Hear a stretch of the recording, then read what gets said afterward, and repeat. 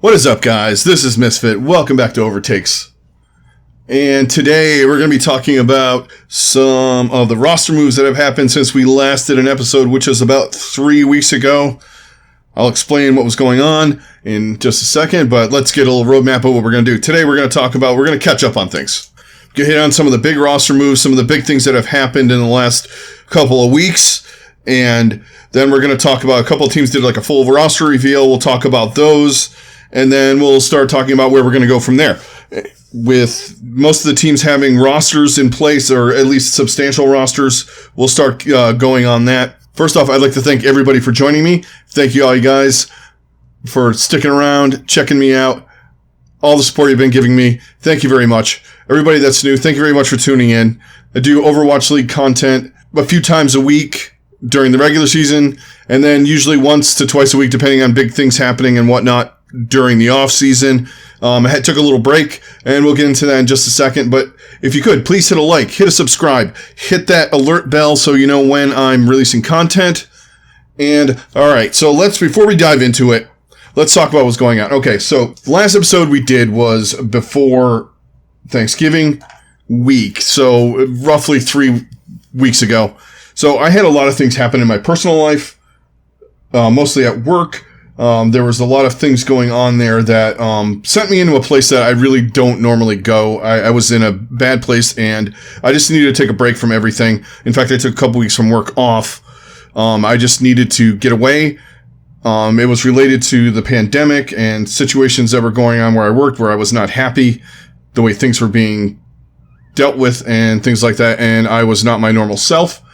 And I really did not feel it would translate well into me doing episodes talking about things, even though it brings me a lot of joy and I love it, and I'm very passionate about the Overwatch League. I thought the content would not be good until I got my head clear and got back into a good headspace so I could talk to you guys about Overwatch League and we can have some fun. And here we are. This is where we're at. And one other side note, in the midst of this, I was planning on doing something over the weekend and having it up, but my router decided it was time to die, and I've been waiting for it to come, and it finally got here yesterday, and I got it hooked up. I haven't even checked. I've been living off of my phone and beaming things to my TV. It's fucking, it was stupid.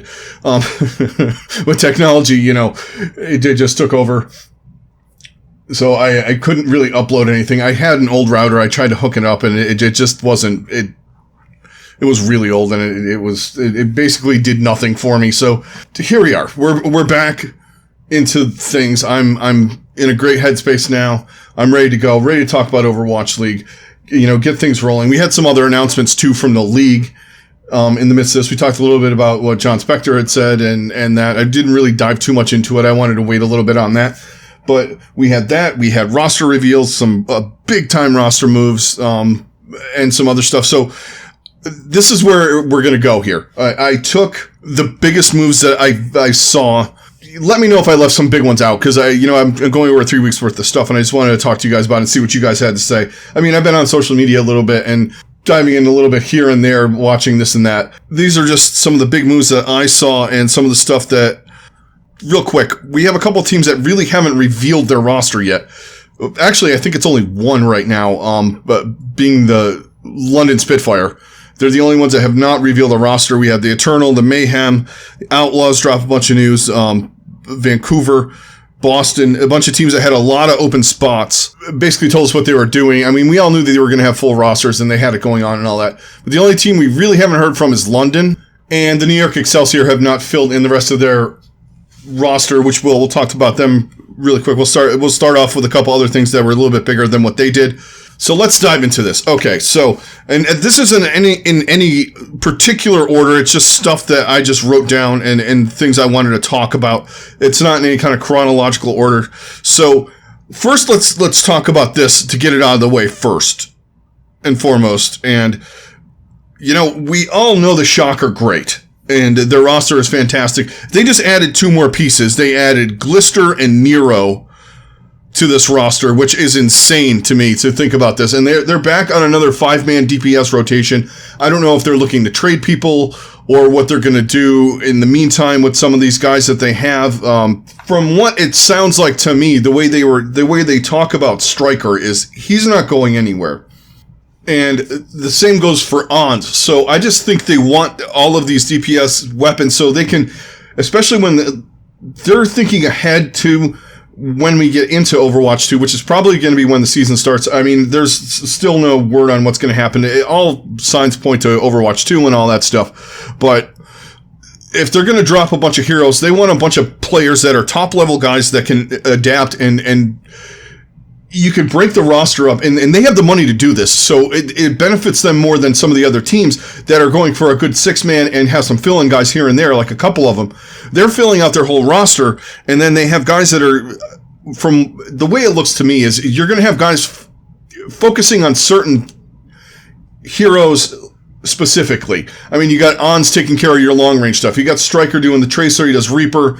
He does a lot of other things like that. You got Nero, who's Genji, Pharah, projectile guy. You got Glister, who can play a myriad of heroes, and it didn't really get a chance to shine in London.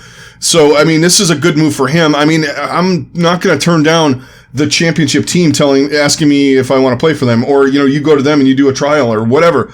If the best team in the league knocks on my door and says, hey, do you want to come be a part of this, I'm going. I just think they're going to use this to their advantage in that when they drop all these heroes, they have guys that can learn these heroes specifically instead of having to focus on currently what they're doing and then, the heroes that are in the game, that is, and then trying to pull from, say they drop 6 new heroes and they have 2 DPS, 2 tank, 2 support. They have enough guys on the team where you can split up the difference and see who plays what better as far as the new characters go. And with all these DPS guys, you can get guys to get really good and focus hard on them, especially the ones if they're OP, they're broken. Pros find this out. And so once they do, they have enough guys to just focus particularly on that and then use them when necessary to play these heroes. So I think this is another fantastic move for the Shock to get these 2 guys. I mean, they're 2 of the top level guys that really didn't get a chance last year. Nero had a lot of visa things and then the COVID thing, and he was with Guangzhou and all that. I think it just did not work into, the travel aspect and all that stuff. He had a lot of things going on with them. I thought he would have been really good for them, but he just didn't get a chance to play as much as we would have liked to have seen him. I think that's, that was a big factor in how they kind of crapped out a little bit. The guy's got enormous talent, and not having him on the roster playing, it leaves a little. Yeah, that's one of the big moves.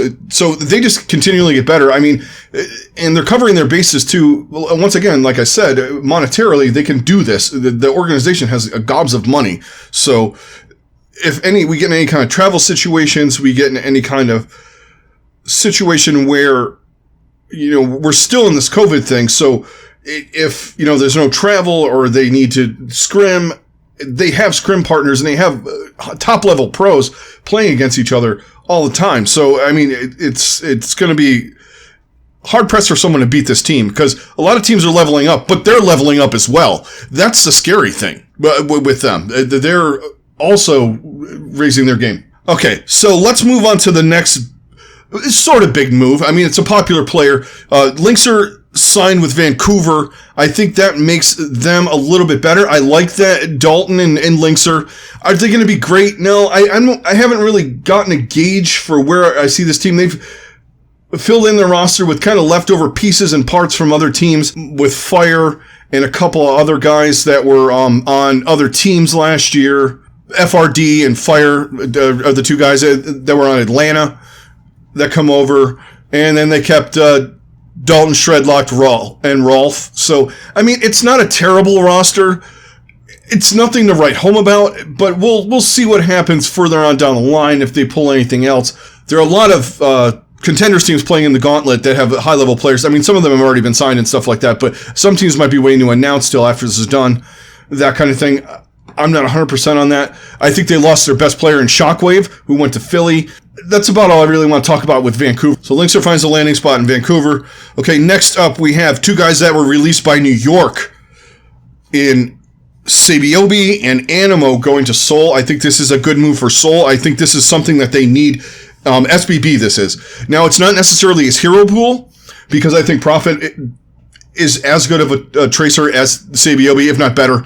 But the one thing that this dude brings is leadership, and they need a leader on that team. They had kind of the inmates running the asylum kind of vibe to me. Yeah, they had good experienced players in Prophet and Gesture and some of the other guys on the team. They need a guy that's pretty headstrong. Yeah, he has not won any championships, but you know what? He can kind of get these guys in a direction. He's calm. He's a chill dude, smart guy, a guy people can look up to on and off the field, so to speak. I think this is a fantastic move for them. They got rid of Toby and Slime and picked up Annamo. I don't think it's a terrible move. I think Annamo is really good. I think New York was just underwhelming at times with him in there. I think that he gets a little bit of a bad rap. I want to see what he does on a different team. I never really thought he was the problem there.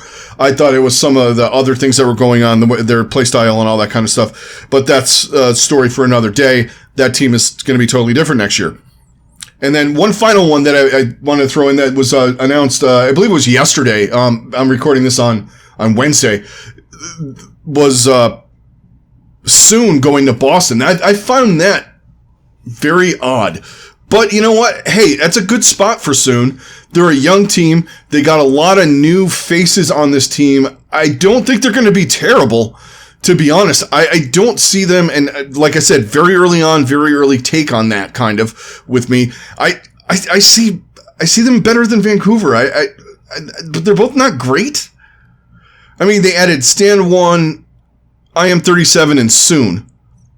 I think that's decent enough. I don't think it's awful, but yeah, Soon, I think it provides some veteran leadership. Maybe they thought what they needed with this mixed roster. He's played on mixed rosters before in Vancouver and on Paris, so he does have a grasp of that. I think from the standpoint of what Boston normally does as to what they're doing right here, to me, it seems like they're bringing in somebody that's a leader. They're not just farming players for other teams. They're actually trying to do something here, and I think they're doing a slow build. I think they got some pieces on here that are good, some pieces I'm kind of meh on still, and have been for a bit. It looks like they're making a move into a decent direction right now for me with the picking up of Soon. I always like Soon. I like the way he plays. I think he's going to provide a good bit of veteran leadership to this team and help them get some things done on this team as far as wins, leveling up guys, that kind of thing. Things that they don't normally do. They any guy that kind of levels themselves up, they end up trading away or getting rid of. I think this time they're not doing that. Those are some of the big moves I wanted to talk about. I did mention really quick with Shockwave going to the Fusion. I think that's huge. I think he's going to provide an extra bit of firepower for them. Top level player, best player that was on Vancouver last year by far. He deserved another spot, on a team that was trending upwards, a championship caliber team. And I think this is a good move for Philly. I don't think they're quite done yet. They might sign a guy here or there, I think, to make up for a couple of guys that they lost, that they let go, that kind of thing.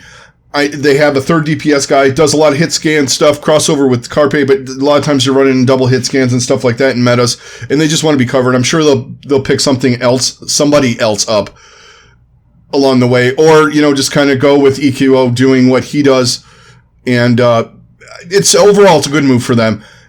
I like the direction they're going in. They needed to shake things up a little bit, and they have, and I kind of like where they're going. I think they're going to do pretty decently, but more on that as this offseason progresses. We're going to dive more into looking at teams and that kind of thing. And speaking of that, let's talk about teams that kind of did a full roster reveal. A couple of the Outlaws announced a couple of guys, but I wanted to go over the full range of players because they seem to drop all of them close together when I was on my little break there. So let's talk about three teams in particular. We're going to talk Mayhem, Eternal, and the Outlaws. Let's start with the Outlaws first. Okay, here we go. So Houston. A lot has been said about what they are doing. Now, some of these guys I don't know too much about. But the guys that I do know, I think they've made some decent moves. They picked up Crimzo, Happy, and KSF. I know these three guys. They're really good to slightly above average. Happy's a fantastic hit scan, long range especially. He's top notch. You can't go wrong with that. They've also added KSF. Then they added Piggy and Django for a tank line. I don't know too much about those guys. I know they played for Talon Esports. They were their tank line there in Contenders. I have not watched any kind of film or anything like that on them, watch them play. But from what I've heard, they're a decent tank line for Talon Esports. So, or were with Talon Esports now with Houston. And then KSF, we all knew played for the Valiant last year. Kind of has some similar hero pools to a couple of the other guys. But, I don't think you can have too many guys right now, and I think he's a really good player. I think he's a good guy to have for niche roles and stuff like that. And when you have Hydration, Dante, Happy, I think that's your main three. And then you can throw KSF in here and there when you need, like, say, if you needed a top-notch May, or maybe not top-notch May. You needed someone to play May or some other hero that he can grind out and use on certain maps or certain metas, depending on what we're doing with hero pools and all that kind of stuff. We haven't gotten all the succinct details on how the season's going to work, because we don't even know what's going on with Overwatch 2 as far as if game modes have changed or any kind of thing has changed, if they're doing anything different with that. We're going to find more out about that, I'm sure, down the line coming up after the holidays, because, at Blizzard, they kind of, and a lot of other companies, they take a break. The holidays, they take a break until, into January sometime, and then I think we're going to start hearing more and more stuff, and we're going to see more and more stuff drop. We have the winter event going. They have new mode in there. I have not played because I have not had sustainable internet to be able to play. So I checked out the skins online. They're fine. I like the Zenyatta one as usual. It's always the best. Enough about that, but let's go back to Houston. So we'll talk more about that. If you want to talk about regular Overwatch, hit me up on here. I'll tell you what skins I liked and I don't. I could do skin reveal things, but I leave that for other guys that do more of that kind of thing. Who knows? In the future, it might happen in Overwatch 2. I got some other things working. We'll discuss that in the upcoming weeks about what else I got going on. Houston. All right. The roster, I think, is decent. The pickups were good. I think they slightly upgraded in every position that they had. Obviously, Dante is their best player still, in my opinion. I think he is kind of the face of the franchise right now. He's a veteran. He's fantastic. He was the best player they had last year by leaps and bounds. Jaxay was also very, very good on that team too. I think they're taking steps. I see them as baby steps, to be brutally honest here. I see upgrades, but I see there's a general vibe of similarity with what they have going on here, to me. Happy, slightly better version of Linkzr. I don't know much, like I said, don't know much about the tank line. Crimzo, slightly better version of Raucous and Repel. They downgraded at main support. I think Closer is not as good as Jaxay was on so many different levels. So you have some ups and downs. I think you got Hydration back into DPS. That's probably for the better. And if you need someone to play a tank or something like that, if you absolutely have to have him play, like you run a double main tank thing, again, we come into that situation, you got him and Django to take care of that business. I don't know how this is going to play out. They added Junk Buck, so I think there could be some coaching up that goes on with this team, along with Harsha. A lot of people are harsh on Harsha. Okay, that was terrible. But I still think he's a great coach. I think he knows a lot more than people are giving him credit for. The Farah thing aside, that was kind of tragic. And hey, teams make mistakes. The Seattle Seahawks were the best team in the league and took the Patriots on the 1 yard line with the best running back in the league at the time and the best defense. And they decided to throw the ball on the 1 yard line. Are you going to say Pete Carroll's not a great coach because he made a shitty decision in a Super Bowl? No. I'm not saying that Harsha's a great coach, but I'm not saying he's a bad one because he made one stupid meta mistake.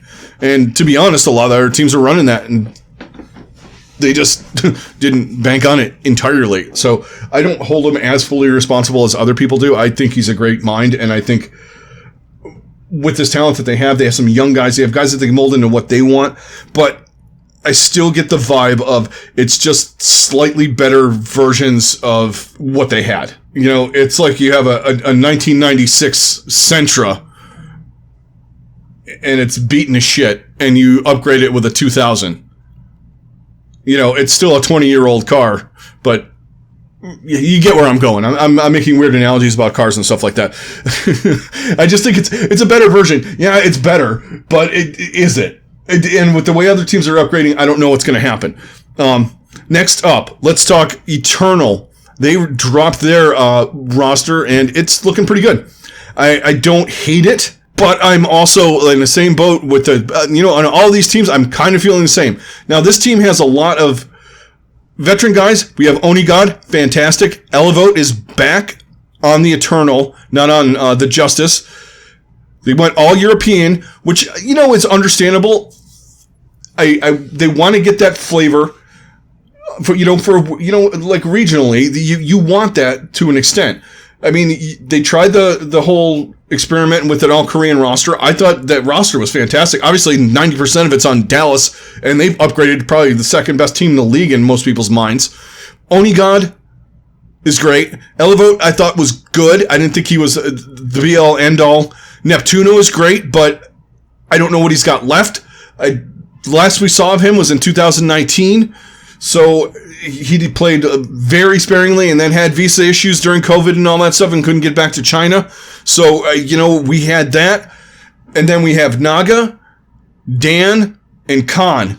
I don't know too much about these guys. Like I said, I don't pay as much attention, especially to the European contender scene. So I think they've made strides into making this team good, decent, and with a local flavor as far as regionality, but I don't know if this is, I don't want to be harsh sounding. I think it's an upgrade from nothing. It's a downgrade from what they had last year, in my opinion.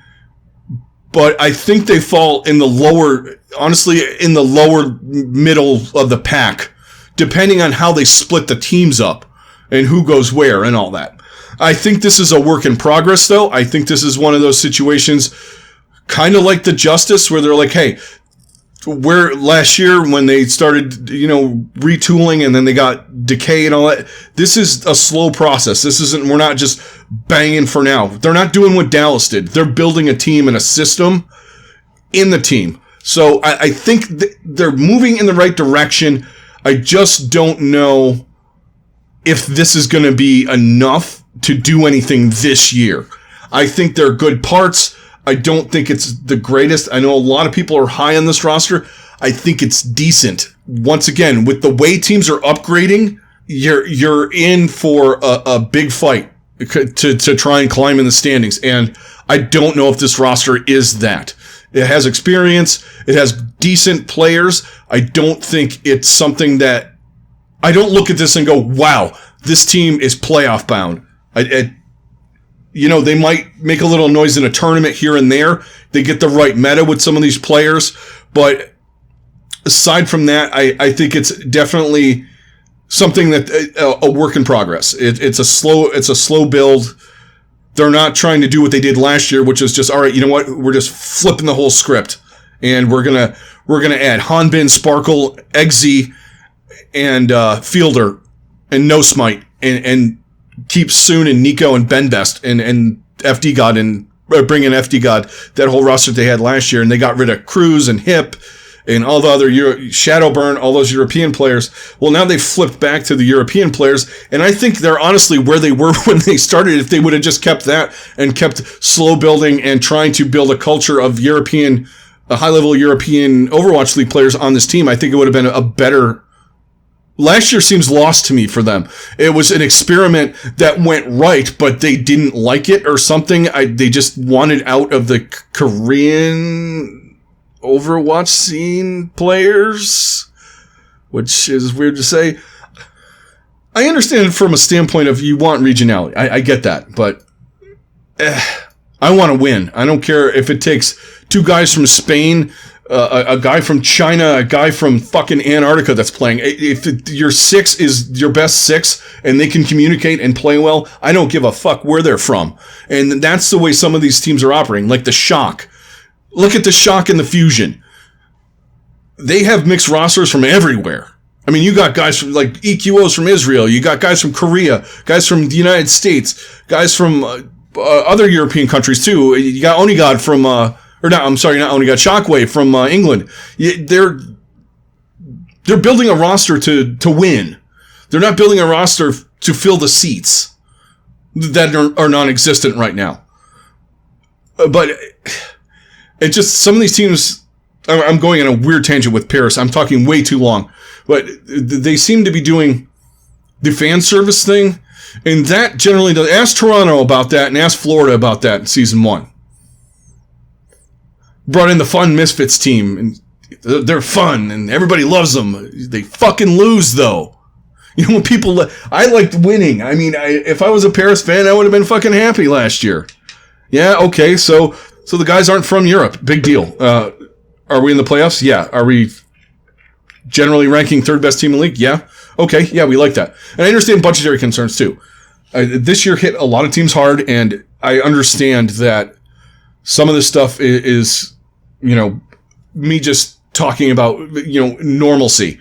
The COVID thing threw a lot of things off. So, you know, we have teams that, you know, they didn't make money. So, I mean, and also there's travel weirdness too now thrown into, so that might have been also, I don't know the whole 9 with Paris, but they're doing this. It doesn't seem budgetary. It seems like a slow build up, kind of like what most teams do in other sports. You know, you get some pieces, you bring some young guys in, you bring some veteran guys in to kind of keep the ship afloat and build from there.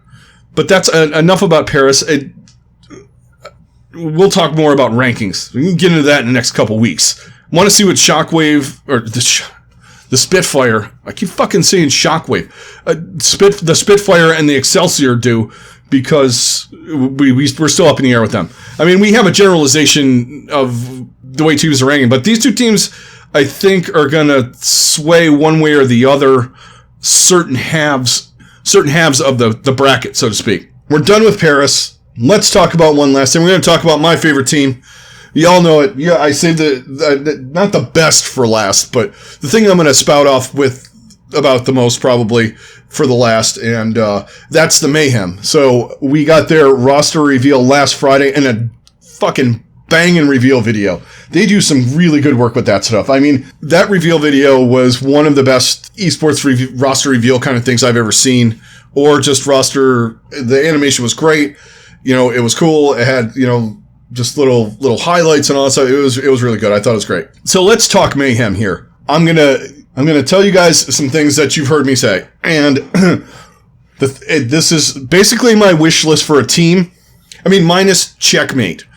I would like to have seen Ivy, but I think Checkmate's really fucking good. I did watch some of his stuff, and you know that it's something that they needed last year that they did not have. They did not have that 3rd DPS player in case we had certain metas come up where, you know, they kind of got screwed with Yaki's when we got into a Genji Tracer thing, you know, that kind of stuff. They bring back BQB and Gargoyle that they just signed or re-signed. They still had on their roster Yaki and Gangnam Jin, and then they brought in Checkmate as a 3rd DPS, and then the two really big moves, I think, Slime and OGE. Now, I wanted Slime or Jaxay, and I said either one of them is fantastic. Slime, people forget how good Slime was in 2019. I mean, there's a lot of recency bias with him. He sat on the bench.